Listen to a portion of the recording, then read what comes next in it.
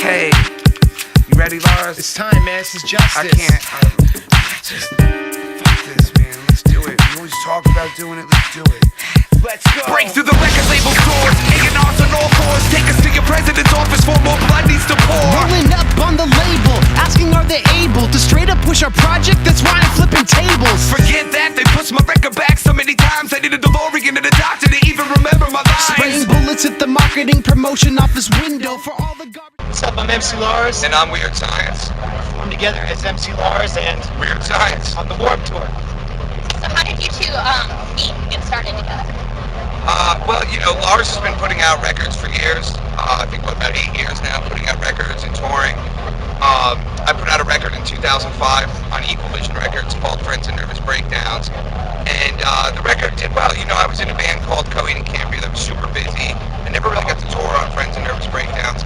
But luckily, it found Lars. He heard it and was a fan. And when I was looking for a new label or somebody to help put this out, you know, he reached out a hand of friendship and said, hey, I'm going to help you put this record out. And we're going to hit the road. And that's kind of the Cliff Notes version of how we came together. We were fans of each other's music. And I, for one, you know, feel really lucky to get this opportunity that Lars has provided for me. So. How do you guys go into collaborating together? How do you guys get the music together? Well, not to hog all the... Our show is like a collaborative. You know, we do a couple Weird Science songs, do a couple Lars songs. We've done some songs together. We did a song called Industry 187. We did another song called How to Be an Indie Rapper. That song's on his new record, Lars Attacks, which comes out September 6th, I believe. Good job, my stuff, man. But you know, when we met, the first time we met, we did a song together, and it was a really good kind of microcosm of our relationship and friendship. You know, we kind of just threw it all in, and even though it had to work, it didn't mean it was going to work. But luckily it did. I think there's a mutual respect for each other's art, and we just took it from there. And, you know, Lars is a super positive guy, and you know, I've learned a lot about life from Lars. You know, I really look up to this guy. He's carved out a career for himself doing something that no one else has done, and that really spoke to me. I mean, people said I was crazy when I put out a rap record. You know, you're in a famous band playing drums. I would put out a rap record, but I love hip-hop, and so does Lars, and I think that was really the kind of foundation for our friendship and our business relationship. What band after you guys were growing up? What really inspired you guys to Sure. nowadays? You know, the quirky, like, independent artists were always my favorite. Like, Adam and His Package, he was a one-man band from Philly who wrote these hilarious, like, pop-punk songs and performed, like, all his samples, and he was awesome. And, like, I saw him on tour, and he was a big encouragement to me because he did it all independently on his own tours, like, write about whatever, and he was just so unique and special. And this guy, Wesley Willis, who was a schizophrenic street performer from Chicago who got signed to Dead Kennedy's label, and he was just like, you know, so original. And I was like, man, like, the things that make us quirky and different are actually the things that can work to our advantage, not our detriment. And so those were the artists that I liked growing up. Weird Al Yankovic, he was a bit more mainstream, but the fact that he was so, like, you know, unapologetically, unique and nerdy and, like, talented and, like, all the unique stuff like that. And, you know, that stuff got me into wanting to make my own music and promote it and eventually start Horse Records. And but hip-hop too, a lot of hip-hop, and we have similar but different influences. I think kind of like our music, there are some similarities, but of course, you know, two different artists, so there's a lot of differences too. For me, I guess, you know, it's pretty normal. Led Zeppelin and Pink Floyd are the reasons that I got into rock and roll. And then from there, it's just a laundry list. First Mobb Deep record, first Snoop record, even the first Dog Pound record. I mean, those were huge influences on me. It turned me on to P-Funk. I ended up playing with Parliament and P-Funk, like, in the future, but that was the first kind of bridge into that stuff. And just, it's such a long list, but those are the mainstays. Zeppelin, Pink Floyd, the Police would have to be in there. And Mobb Deep and early Wu-Tang, early Snoop Dogg. Okay.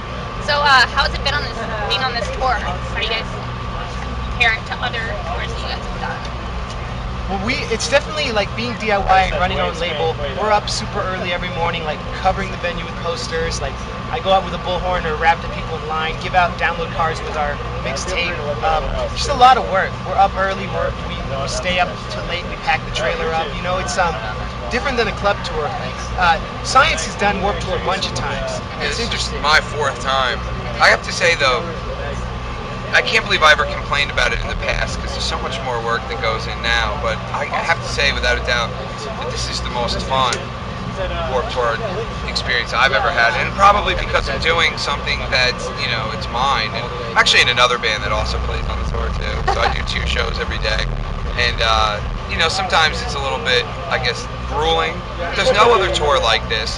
It's the longest running festival tour ever, and I think that it's historical, and I feel really, not to sound corny, I feel proud to be a part of it. And this is basically my first full American tour in this weird time. It's not bad, it is. So I feel really lucky to get to be here and talk to people like you and get to play in front of Lars's fans. So the opportunity, the kind of enormity of it is not lost on me, and it's good, it's work, but it's good, and I'm really happy to be here.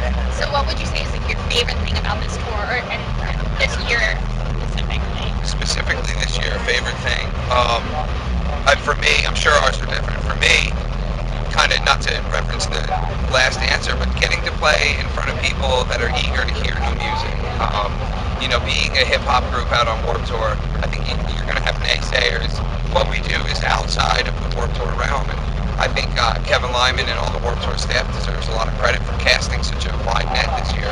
They put a lot of different acts on, not just kind of like punk rock staples like Data Remember and all those bands. Well, I'm actually a big Data Remember fan, but and the best part is getting to play to people that are hungry to hear music, and there's no feeling like that.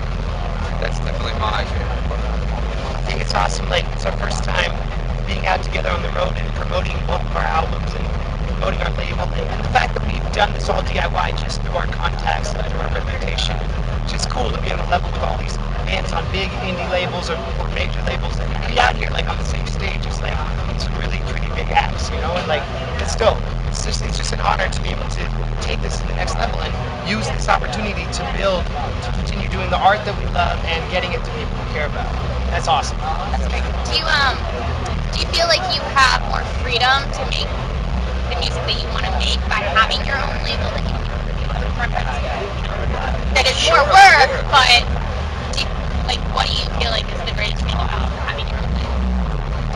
For me, it's being able to grow at our own pace. I think the stress of I've been on labels that are distributed by majors and bigger indie labels, and the thing is, if you don't sell more than your last record, you get kind of shelved, and like people don't support you, and you're told you have to make songs that sound a certain way, people co-opt your art.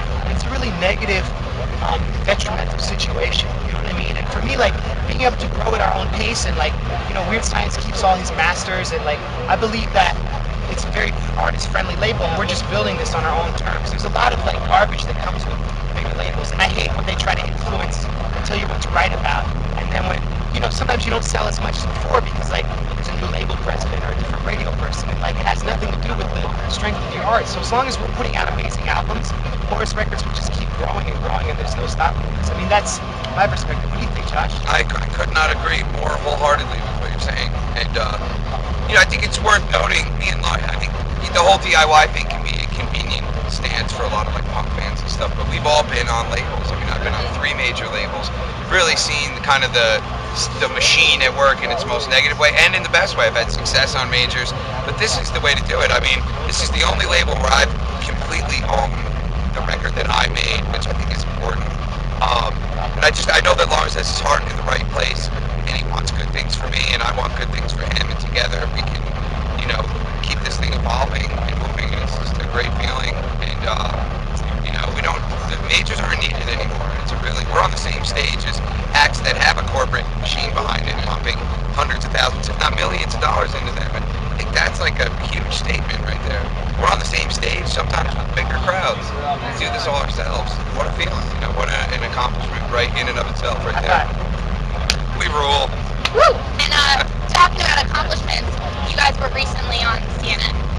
And, Lars was. I wasn't on CNN. They wouldn't put me on. Your shirt was, bro. My shirt was. Lars is always representing for me. I love this guy. But how was that experience? That was cool. That happened because I met an anchor at a book signing, Poppy Harlow, who works for CNN Money. I gave her my business card. I was like, hey, like I do this independently. I sell my music on USB sticks. Like, I think people should steal my music. She's like, wow, that's a story people need to hear. That's a new perspective. It was cool. I think they spun it in a way that made it seem like I was telling people they should pirate my music and sell it on the street, and like, you know, copy my stuff illegally. When really the perspective is, you know, new media economics. The more people who download our stuff for free, our brands get bigger. Horse Records, Weird Science, MC Lars, it grows. And then when we do a headlining club show, we'll have more people who come and see us who will buy our shirts. And so it's just all about getting that new media economics. We're really in the t-shirt business more than we are the CD business. Music, it's not so much a product, it's a service. We make it to inspire, to make people's lives better. We hope that it touches their hearts.